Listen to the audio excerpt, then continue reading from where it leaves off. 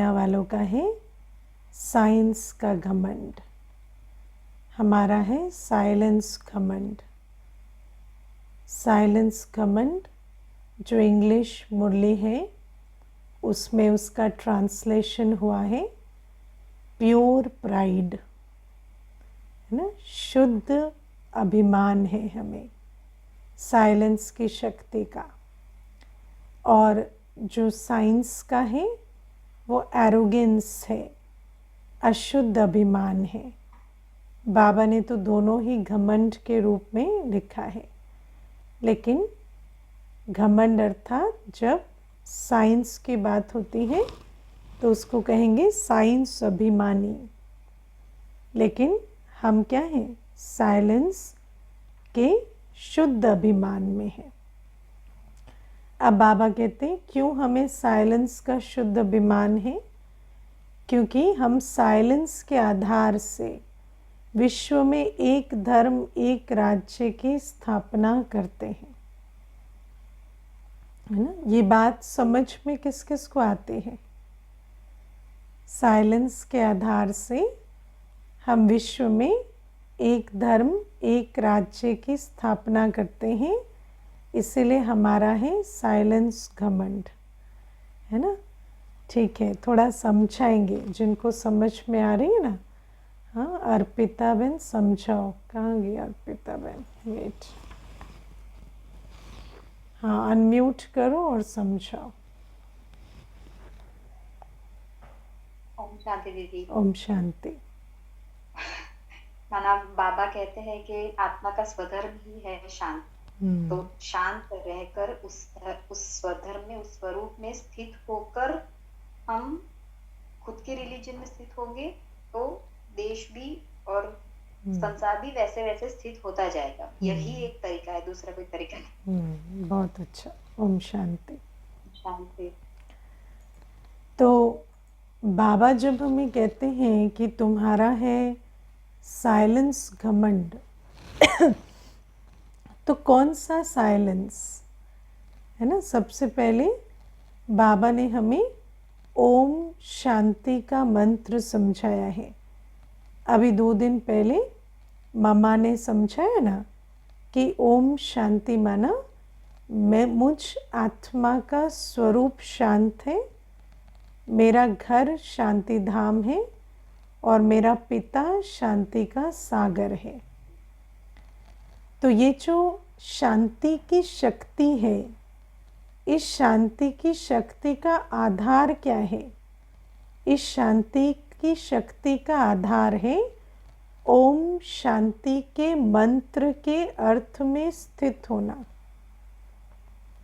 है ना। बाबा हमें कहते हैं कि यहाँ पर कोई उच्चारण करने की बात नहीं है ओम शांति ओम शांति। यहाँ तो अर्थ में स्थित होना है। अर्थ में स्थित होने की नई रीत बाबा हमें सिखाते हैं, है ना, नई रस्म। जैसे दुनिया में तो क्या बोलना है वो रस्म होती है। हम कहीं जाते हैं तो कहते क्या चैंटिंग करना है, कोई मंत्र देते हैं तो उसको हम चैंटिंग करना सीखते हैं। लेकिन जब हम बाबा के पास आते हैं तो बाबा कहते कुछ चैंटिंग नहीं करना है तुम्हें तो उस मंत्र के स्वरूप में स्थित होना है।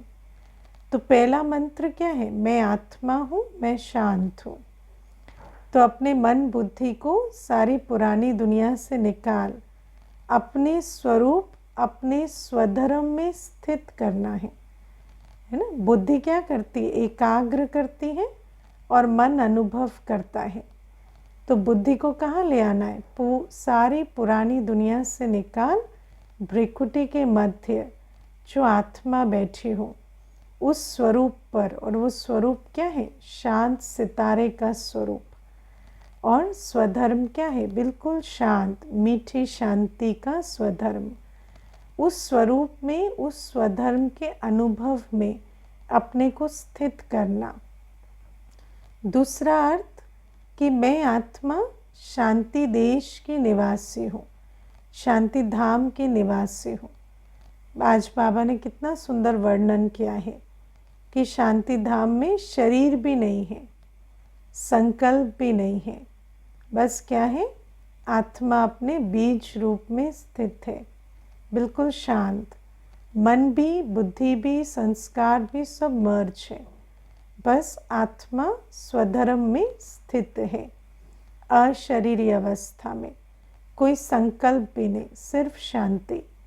तो उस शांति धाम में अपने आप को स्थित करना और अपने पिता के सम्मुख, शांति सागर के सम्मुख, मास्टर शांति सागर के स्वरूप में स्थित करना, ये है शांति की विधि। जिस साइलेंस घमंड की बाबा बात कर रहे हैं ना, वो साइलेंस में स्थित होने की विधि ये है।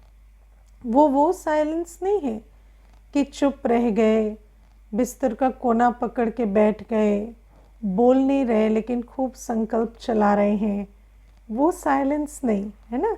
क्योंकि आजकल तो कहते हैं ना कोल्ड वॉर है ना। और दुनिया में, मैं कल, मुझे किसी ने एक कोटेशन भेजा था, तो उसमें लिखा था कि जब मैं बोल रहा हूँ तो फिर भी ठीक है, जब मैं चुप हो जाऊँ तो बहुत खतरनाक बात है ना। क्योंकि मनुष्य तो ये भी कहता है कि अगर हम चुप हो गए तो बहुत खतरा है उसमें, क्योंकि अंदर अंदर बहुत मेरे अंदर फीलिंग्स आ गई हैं या बहुत संकल्प चल रहे हैं, इसीलिए बाहर से चुप हो गए। तो जो साइलेंस दुनिया में कहते हैं वो साइलेंस नहीं, या फिर दरवाजे खिड़की बंद कर दिए, बिल्कुल नॉइज़लेस बना लिया, साइलेंस का वायुमंडल बनाया, माना वायुमंडल भी नहीं, सिर्फ एक साइलेंस का कमरा बना लिया, उसमें भी संकल्पों का शोर तो है लेकिन बाहर की कोई आवाज़ नहीं है, उसको साइलेंस नहीं कहते। बाबा हमें जो साइलेंस घमंडी आज कहते हैं, और बाबा कहते जिस साइलेंस की शक्ति से, जिस शांति की शक्ति से ये सारा विश्व परिवर्तन हो जाएगा, एक धर्म एक राज्य में स्थित हो जाएगा, वो साइलेंस की विधि क्या है? वो साइलेंस की विधि है अपने स्वधर्म में, अपने स्वदेश की स्मृति में और अपने स्वपिता की स्मृति में स्थित होना। और ये जो स्वधर्म है, स्वदेश है या शांति सागर बाबा है, इनकी स्मृति में जब हम स्थित होते हैं तो साइलेंस कैसी साइलेंस है? वो एक ऐसी साइलेंस है जो, जिसको हम कहते हैं मीठी शांति, है ना। वो ऐसे ड्राई साइलेंस नहीं है, क्योंकि देखो साइलेंस शब्द के साथ भी ना बहुत सारे क्या कहें, बहुत सारी चीज़ें एसोसिएटेड हैं। जैसे बाबा कभी कभी कहते सन्नाटा, है ना, तो सन्नाटा को भी साइलेंस कहते हैं, या चुप्पी को भी साइलेंस कहते हैं, या स्थिरता को भी शांति कहते हैं, है ना। लेकिन बाबा कहते यहाँ जब बाबा स्वधर्म की शांति कहते हैं या स्वदेश की शांति कहते हैं, या बाबा जिस शांति का सागर है, वो शांति कोई ड्राई साइलेंस या कोई डरावनी शांति नहीं है वो तो एक बहुत मीठी शांति है। उस शांति में ज्ञान, पवित्रता, स्नेह, शक्ति, सुख सब कुछ समाया हुआ है। वो जो साइलेंस है वो एक भरपूर साइलेंस है, उसके अंदर सारे गुण, सारी शक्तियाँ जैसे समाये हुए हैं। तो बाबा हमें कहते हैं कि ऐसी साइलेंस में तुम्हें स्थित होना है। इसलिए जब हम कहते हैं शांति स्वधर्म, तो वो शांति स्वधर्म कोई ऐसा नहीं है कि एकदम खाली चुप हो गए या ऊपर से स्थिर हो गए लेकिन अंदर हलचल हो रही है, लेकिन एक मीठा अनुभव जहाँ हम सत्य के अनुभव में, प्योरिटी के अनुभव में, सुख के अनुभव में, स्नेह के अनुभव में समाये हुए हैं।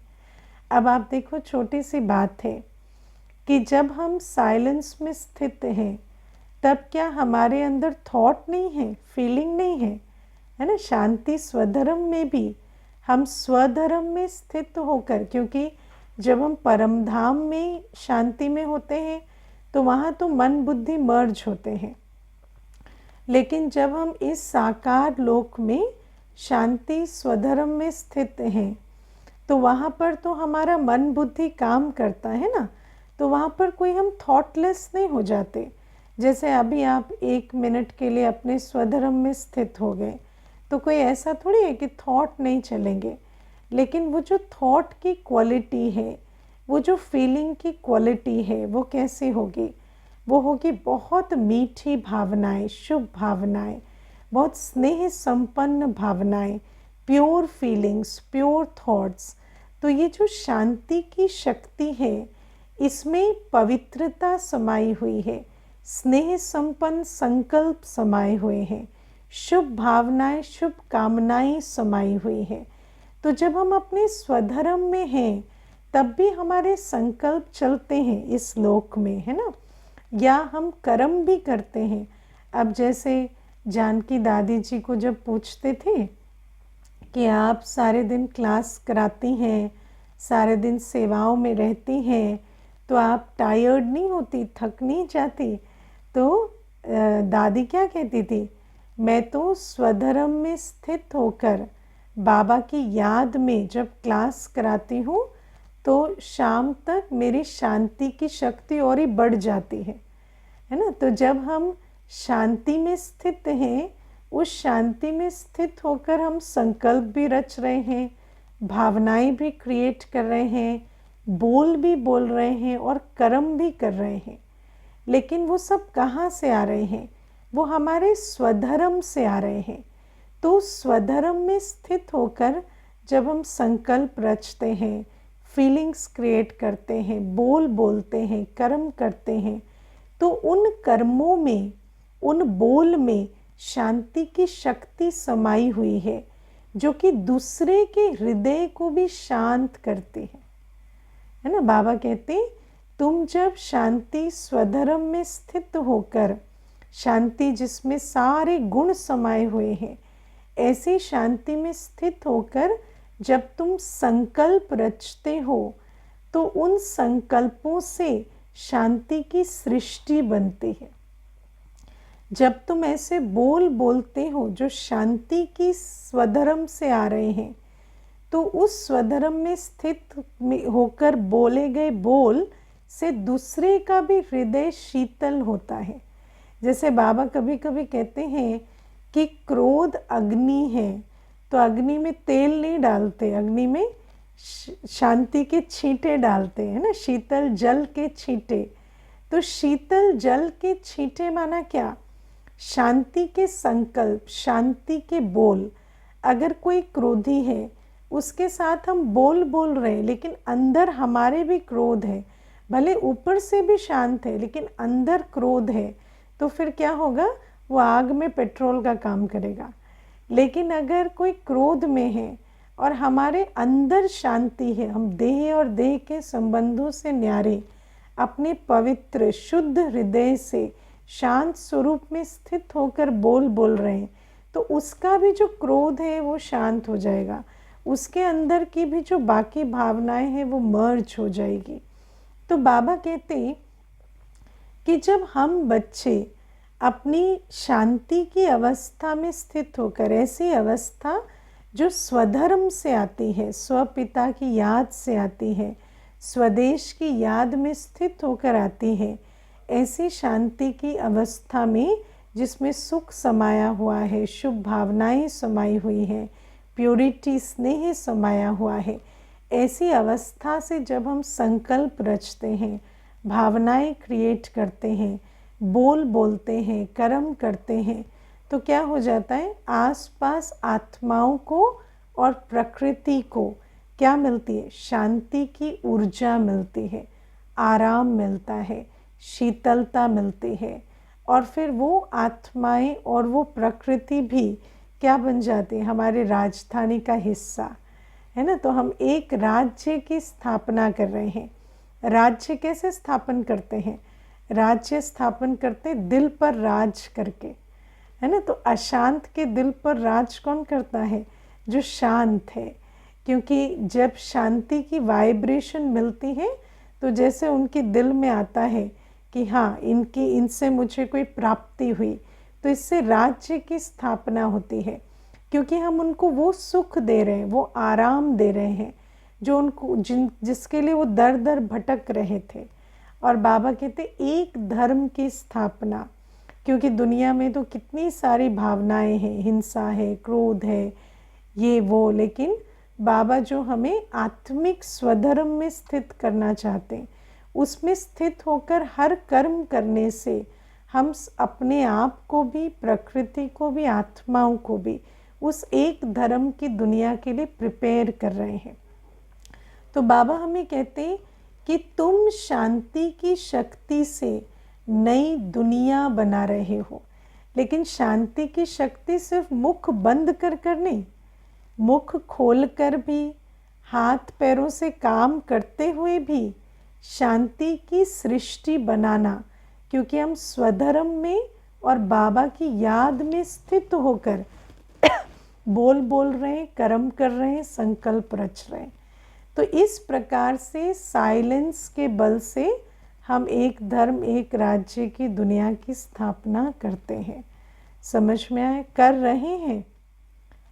रहे हैं कि जब स्वधर्म में स्थित होते हैं तो स्वधर्म में स्थित होते हैं, और फिर बोलते हैं तो बोलते ही चले जाते हैं, और करते हैं तो फिर हर प्रकार के कर्म करने लगते हैं, है ना। ये भी हमें विचार करना है, क्योंकि बाबा ने हमें कहा है तुम कोई 1 घंटे 2 घंटे की आत्मा नहीं हो, आत्मा तो तुम्हारा स्वधर्म है ना। देखो, आज मुझे एक माता पूछ रही थी कि जैसे कोई बच्चे हैं, वो माता पिता को नहीं पूछते, है ना, माता पिता को छोड़ दिया है, माता पिता थोड़ी परेशानी में भी हैं, लेकिन बच्चे पूछते नहीं हैं। तो इसको क्या कहें? इनका पाप कर्म कहें, इनका कार्मिक अकाउंट कहें, या क्या कहें, या कहें कलयुग है तो ऐसा होता ही है। तो मैंने उनको कहा कि अगर क्या क्यों माना पास्ट का चिंतन चला, एनालाइज करने गए कि ये सिचुएशन क्यों है, तो इसका मतलब हमने क्वेश्चन मार्क लगा दिया, है ना। लेकिन हमें क्या समझना है कि संबंध, आज जो संबंध है ना, उन संबंधों में स्नेह की कमी है। और ये जो स्नेह की कमी है, ये आज एक सत्य है। और संबंधों को आप किसी भी रूप से चला नहीं सकते। जैसे वो माता कह रही थी, अगर बच्चों को प्रॉपर्टी ना दें तो हो सकता है ना वो हमारे साथ अंत तक रहेंगे प्रॉपर्टी के लिए, या अंत तक हमारा ख्याल रखेंगे। तो बच्चों को प्रॉपर्टी दे दी पहले से ही, इसलिए वो ऐसा किए। तो मैंने उनको कहा कि देखो, यही सारी बातें हैं ना, प्रॉपर्टी के दम पे अगर संबंध था तो प्रॉपर्टी दे दी तो ख़त्म हो जाएगा। तो हमें ये जो बाबा हमें कहते हैं ना कि जब तुम अपने स्वधर्म में स्थित हो, जब तुम अपनी शांति में स्थित हो, जब तुम अपने गुणों में स्थित हो, बाबा की याद में स्थित हो, तो हम आत्मा ऐसे संकल्प, ऐसे बोल, ऐसे कर्म करते हैं जिससे हर एक को सुख मिलता है। और जब हम किसी को सुख देते हैं ना, तो वो हमारा बन जाता है ना। किसी को अपना बनाने के लिए क्या करना होता है? उसको सुख दो। ये जो अतीन्द्रिय सुख है, वो जब आत्मा को मिलता है तो वो आत्मा बन जाती है, और वो आत्मा जो है वो राजधानी में आती है। तो बाबा कहते सिर्फ संगम युगी सहयोग नहीं, लेकिन सतयुगी राजधानी की भी जो निर्माण है वो किस आधार से होता है? जब हम आत्मा अपने गुणों शक्तियों में स्थित होकर, अपने स्वधर्म में स्थित होकर बाबा की याद में इस सृष्टि में कर्म करते हैं। और जैसा कर्म, जैसे हम कर्म करते हैं वैसे संस्कृति भी बनाते हैं, है ना। तो धर्म की भी स्थापना हो रही है और राज्य की भी स्थापना हो रही है। राज्य में कौन होंगे? आत्माएं होंगी, प्रकृति होगी। तो आत्माओं और प्रकृति को इतना सुख देना है स्वधर्म में कि वो आपके राज्य में आए, है ना। देखो एक बार एक कॉन्फ्रेंस थी, तो कॉन्फ्रेंस पार्क विंग की थी और उस समय प्रकाश मणि दादी जी थे। तो प्रकाश मणि दादी जी ने एक सेशन कराया, किनका, बिल्कुल जो पहली बार मधुबन गए थे, है ना, जिन आत्माओं को ज्ञान का, बाबा का परिचय भी नहीं, जो नए सोल्स थे, उनकी प्रकाश मणि दादी जी ने क्लास कराई। तो जब क्लास पूरी हो गई, फिर किसी ने पूछा, जो एंकर थे वो सभा को पूछ रहे थे, अब सभा किसकी, नयों की सभा है, तो सभा को पूछ रहे थे कि आपको राजाई अच्छी लगती है या प्रजातंत्र अच्छा लगता है ना, मोनार्की की डेमोक्रेसी, कि राजाई का सिस्टम हो या प्रजातंत्र हो। तो सभी कहते प्रजातंत्र अच्छा है, राजाई में तानाशाही हो जाती है। तो फिर उनको पूछा, अगर आपका राजा प्रकाश मणि दादी हो, तो कहते हाँ तब तो हमें राजा ही पसंद है ना। अब आप सोचो कि एक ही बार मिले हैं, एक ही अनुभव में वो जो सुख मिला है, वो जो स्नेह मिला है, क्यों मिला है, क्योंकि दादी बाबा की याद में और अपनी स्नेह संपन्न सुख स्वरूप शांत स्वरूप अवस्था में स्थित हैं। तो ऐसी एक सभा में ही दादी ने कितनी बड़ी राजधानी बना ली, है ना। तो कितने सभी तैयार हो गए कि हम इस राज्य में आना चाहते हैं। तो बाबा कहते हैं ये जो सुख संपन्न स्नेह संपन्न शांत अवस्था है, क्योंकि आप देखो जैसे ना शांति कैसी है ना, एक दरवाजे की तरह है। इस डोर के इस तरफ सारे विकार हैं, शोर है, पुरानी दुनिया है, और उस तरफ गुण है, बाबा है, योग है ना, सारे शक्तियां हैं। तो शांति के द्वार से हम कहाँ पहुँच जाते हैं, अंतर्मुखी होते, स्वधर्म में स्थित होते, तो धीरे धीरे हम बिल्कुल खजाने के मालिक बन जाते हैं। तो बाबा कहते वो जो साइलेंस की शक्ति है, जिससे तुम बाबा से योग लगाते हो, जिससे तुम अपने गुण स्वरूप शक्ति स्वरूप में स्थित होते हो, उस शक्ति से जब तुम भरपूर होते हो और हर आत्मा और प्रकृति को तुमसे वो सुख वो स्नेह का अनुभव होता है, तो जैसे तुम्हारी राजधानी बन रही है, जैसे एक राज्य की स्थापना हो रही है। और जब तुम ऐसे कर्म करते हो, ऐसे संकल्प, ऐसे बोल, ऐसे कर्म जो कभी देखे ही नहीं, साइलेंस के कर्म, प्योरिटी के कर्म, तो उससे एक नया धर्म स्थापन हो रहा है, नई रस्म रिवाज स्थापन हो रही है, नई संस्कृति स्थापन हो रही है। तो बाबा कहते ऐसी साइलेंस घमंडी हम आत्माएं हैं, क्योंकि बाबा कहते दुनिया में तो सोचते हैं कि साइंस से ये हो जाएगा, साइंस से वो हो जाएगा।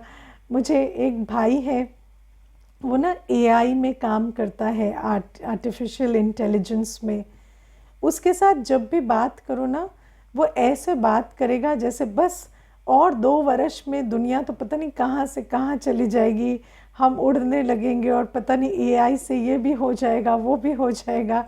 तो मैं उसको हमेशा पूछती हूँ, जब वो बहुत ऐसे है ना, क्योंकि इतना खुश रहता है, वो साइंस घमंडी है ना, तो उनको अपना नशा रहता है, तो वो जब बात करता है तो इतने उमंग उत्साह में रहता कि मैं उसको कभी कभी पूछती हूँ कि आपका उमंग देखकर बहुत अच्छा लगता है, लेकिन हमें बाबा कहते हैं कि साइंस से तो सिर्फ विनाश होगा और स्थापना होगी साइलेंस से।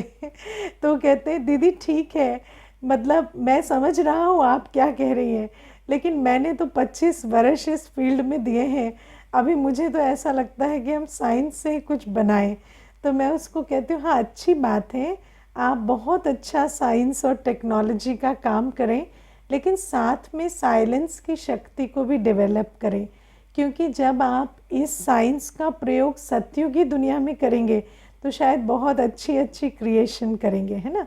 क्योंकि दुनिया में क्या है कि साइंस घमंडी जो है वो समझते साइंस से बहुत कुछ होगा, लेकिन बाबा कहते जहाँ साइंस है पर साइलेंस नहीं, वहाँ पर साइंस से विनाश करेगी। लेकिन साइंस भी जब साइलेंस के साथ जुड़ेगी, है ना, जब साइंटिस्ट भी योगी बनेंगे, जब साइंटिस्ट भी ज्ञानी बनेंगे, तो वो साइंस भी बहुत कमाल कर सकती है। जैसे हम लोग यूजुअली ये बात कहते हैं कि वो अंधे और लंगड़े की कहानी आपने सुनी होगी कि दो मित्र थे, एक अंधा था और एक लंगड़ा था। तो जो लंगड़ा था वो क्या करता, अंधे के कंधे पे बैठ जाता, है ना, और अंधा तो रास्ता नहीं देख सकता था, तो लंगड़ा जो है ऊपर बैठकर उसको रास्ता बताता और अंधा चल चल के जाता, उसको भी लेकर जाता। तो ऐसे ही क्या है, बाबा कहते साइंस को टांगे हैं पर आँख नहीं है। तो इसीलिए अगर साइंस को रास्ता दिखाए साइलेंस, तो फिर सतयुग में तो टेक्नोलॉजी भी बहुत कमाल करेगी। तो बाबा कहते इसीलिए तुम साइलेंस घमंडी हो, तुम्हें नशा है कि ये जो बाबा हमें ज्ञान दे रहे हैं, शांति का ज्ञान, स्वधर्म का ज्ञान, स्वदेश का ज्ञान, स्वपिता का ज्ञान, इसके स्मृति और समर्थी में स्थित हो तो हम तो कमाल करें, एक धर्म एक राज्य की स्थापना कर लें। तो ये आज बाबा की शिक्षा। और बाबा आज हमें कहते भस्मासुर नहीं बनना।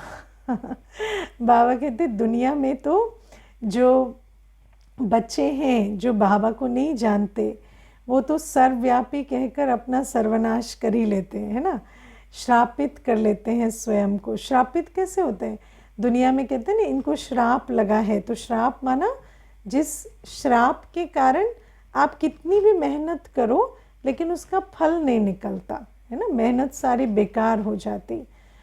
तो बाबा कहते ऐसे जो दुनिया में जो बच्चे हैं, देखो दुनिया में भक्ति में इतने प्रयत्न होते हैं, इतना तपस्या, घर द्वार छोड़ के भी भगवान के लिए भटकना, भगवान को ढूंढना, कितना कुछ करते हैं, लेकिन उनको फल क्यों नहीं मिलता? क्योंकि एक छोटी सी बात बुद्धि में बैठ गई है, ईश्वर सर्वव्यापी है ना। तो सर्वव्यापी कहने से बाबा के साथ योग ही नहीं लगता। वो तो प्रकृति के साथ योग लगाते हैं और सोचते हैं हम भगवान को याद कर रहे हैं। अगर भगवान को भी ऊंचे ते ऊंचा भगवान है, ऊंचा कहीं बैठा है, सोच के योग लगाते ना तो शायद पता लग जाता भगवान का। लेकिन बाबा कहते सर्वव्यापी के ज्ञान से श्रापित कर लेते हैं। और बाबा कहते कि बच्चे कैसे श्रापित करते हैं स्वयं को, कि बच्चे बाबा को जानकर फिर भी अगर काम अग्नि में जल मरे तो जैसे अपने को श्रापित कर लेते हैं, भस्मासुर बन जाते हैं, है ना। तो बाबा कहते मैं तुम्हें इतनी शक्ति भरता हूँ। और सोचो इतनी शक्तिशाली आत्माएं जब अपने स्वधर्म से फिर जाती हैं, जब विकारों में चली जाती हैं, तो ऐसी आत्माएं, क्योंकि देखो बाबा ने हमें बताया है कि बाबा का बनने के बाद जो कर्म की गति है वो इस प्रकार से काम करती है कि एक का पदम गुणा बनता है ना, एक का पदम गुणा बनता है। पुण्य बनता है तो भी पदम गुणा, और पाप बनता है तो भी पदम गुणा, है ना। पुण्य करते हैं तो भी पदम गुणा बनता है, पाप करते हैं तो भी पदम गुणा बनता है। तो जैसे भस्मासुर की कहानी में सुनाते हैं ना कि वो वरदानी था, है ना, उसको वरदान मिले थे।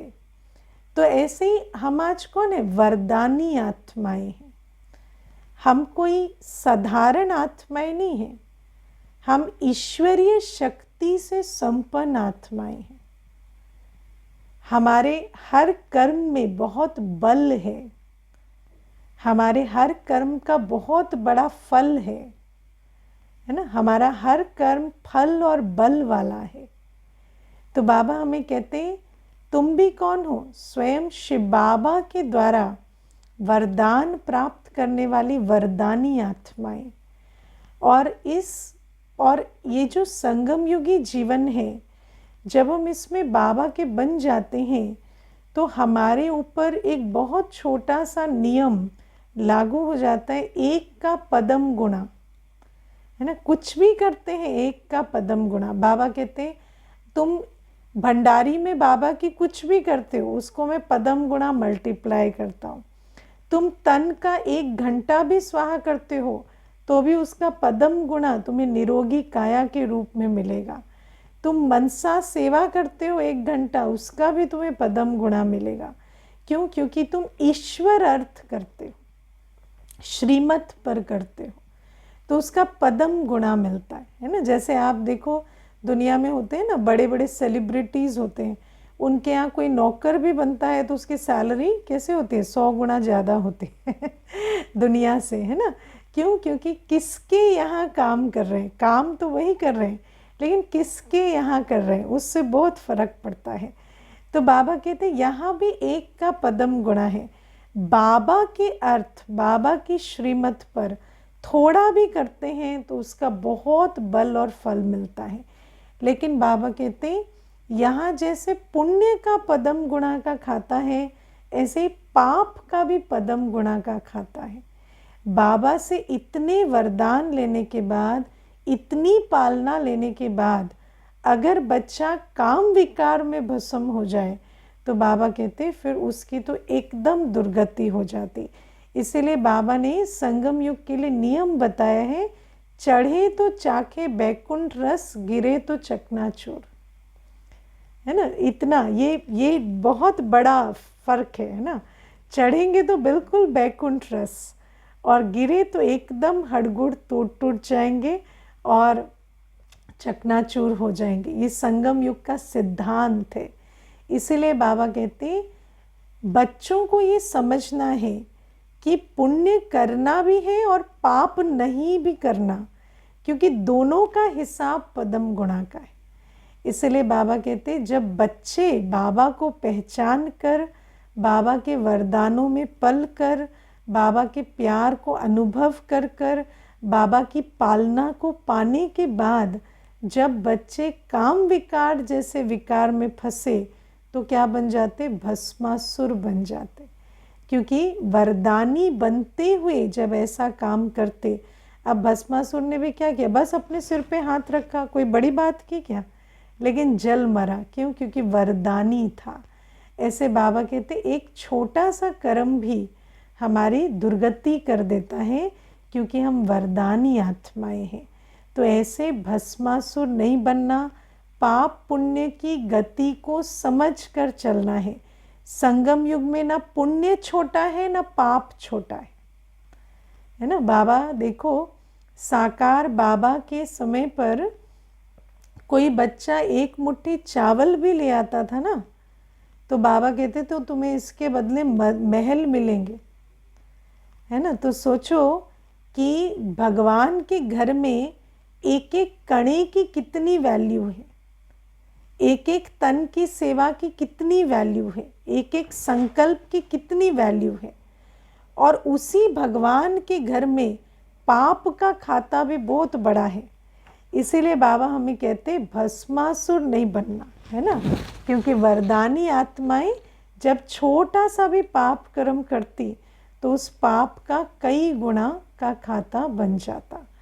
तो ये बाबा आज कहते, और बाबा आज हमें कहते कि तुम्हें कोई बाल खींच खींच के नहीं निकालने, तुम्हें कोई हठ योग हिंसा कुछ नहीं करनी। तुम्हें क्या करना है? तुम्हें टेम्पटेशन दे के राजा बना देता हूँ है ना। हम क्या करते हैं सारे दिन, हाय मेरा परम धाम कितना सुंदर, मेरा बाबा कितना मीठा, मेरी आने वाली दुनिया कितनी सुंदर। तो बाबा कहते मैं तो तुम्हारे मन बुद्धि को उस सुंदर दुनिया में ले जाता, उस शांति की दुनिया में ले जाता, मीठे बाबा के पास ले जाता। और फिर बाबा क्या कहते कि उस आधार से तुम जैसे इस पुरानी दुनिया से न्यारे हो जाते, है ना। मुझे एक बार एक भाई ऐसे पूछ रहे थे कि मेरे लौकिक भाई बहन क्या बुरे हैं जो मैं उनको याद ना करूं है ना, वो क्या खराब है जो बाबा कहता है उनको भूल जाओ, नष्टो महा बनो। वो लोग तो बहुत अच्छे हैं दीदी, बहुत प्यार से मिलते हैं, प्यार से बात करते हैं। तो मैंने उनको कहा नहीं, वो बुरे नहीं है, बाबा बहुत अच्छा है ना। तो क्या होता जब बाबा बहुत अच्छा, हमारी नई दुनिया बहुत अच्छी, हमारा शांति धाम बहुत अच्छा, तो फिर बाकी सब फीका हो जाता है ना। देखो दुनिया में भी क्या होता, अभी आम का सीज़न चल रहा है ना, तो वैसे आपको कोई आम ला कर देता है, बहुत मीठे हैं, लेकिन दूसरा कोई ले आता वो उससे भी मीठे हैं, तो क्या होता है, पहले वाला कोई नहीं खा रहा अब है ना, कहेंगे बस वो जो अभी आए ना वही दे दो। क्यों? क्योंकि दूसरे की कंपैरिजन में पहले वाले मीठे फीके हो गए। तो बाबा कहते मैं तो तुम्हें इस प्रकार से टेम्पटेशन देकर बाबा से बुद्धि योग, नई दुनिया से बुद्धि योग लगा देता, मैं तो तुम्हें कोई कष्ट नहीं देता, सिर्फ टेम्पटेशन दिलाकर तुम्हारी बुद्धि योग नई दुनिया से जोड़कर तुम्हें विश्व का मालिक बना देता। तुम्हें कोई कष्ट, कोई व्रत, उपवास, तीर्थ, पहाड़ चढ़ना कुछ भी नहीं करना पड़ता। तुम्हें तो बस जब बाबा याद आ जाता, नई दुनिया याद आ जाती, तो सब कुछ फीका पड़ जाता। ओके, ओम शांति।